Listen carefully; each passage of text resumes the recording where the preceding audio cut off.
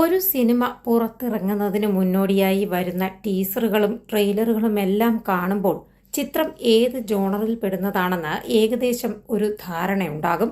എന്നാൽ അത്തരത്തിൽ ഒരു പിടിയും തരാത്ത ചിത്രമായിരുന്നു മലൈക്കോട്ടെ വാലിബൻ. നമ്മൾ മനസ്സിൽ കാണുന്ന ജോണറുകൾ ഒന്നുമല്ല മലൈക്കോട്ടെ വാലിബൻ എന്നതാണ് സത്യം. ലിജോ ജോസ് പെല്ലിശ്ശേരി സിനിമകൾക്ക് ഒരു ശൈലിയുണ്ട്. അതിൻ്റെ ഏറ്റവും പീക്ക് ലെവലിൽ നിൽക്കുന്ന ചിത്രം എന്ന് പറയാം. ഒരു സൈഡിലൂടെ ക്ലാസിക്കായും മറ്റൊരു സൈഡിലൂടെ രോമാഞ്ചവും നൽകുന്ന ചിത്രം. മാസ് സിനിമകളിൽ നമ്മൾ കണ്ടു ശീലിച്ച ഫോർമാറ്റുകളിൽ നിന്നുള്ള ഒരു മാറ്റം വ്യക്തമാക്കുന്ന സിനിമയാണ് വാലിബൻ. സ്ഥിരം ക്ലീഷേ അവതരണത്തിൽ നിന്നും വ്യത്യസ്തമായി ഒരു ലിജോ മാജിക് ഈ സിനിമയിൽ പ്രവർത്തിക്കുന്നുണ്ട്. ഒരു അമർചിത്ര കഥ പോലെ തോന്നിപ്പിക്കുകയും അതിനൊപ്പം മാസ് എലിമെന്റുകൾ ചേർത്തതുമാണ് മലൈക്കോട്ടെ വാലിബൻ. ഫാന്റസിയുടെയും റിയാലിറ്റിയുടെയും ഘടകങ്ങൾ ഒരേപോലെ ചിത്രത്തിൽ സന്നിവേശിപ്പിച്ചിരിക്കുന്നു.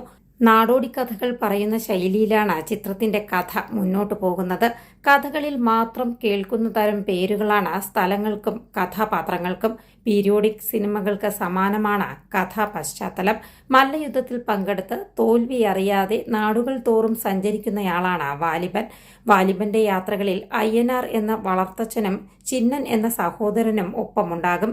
ഈ യാത്രയിൽ ഒരിടത്ത് വെച്ച് വാലിബനും സംഘത്തിനും നേരിടേണ്ടി വരുന്ന അത്യന്തം സംഘർഷാത്മകമായ സംഭവ വികാസങ്ങളിലൂടെയാണ് സിനിമ സഞ്ചരിക്കുന്നത്.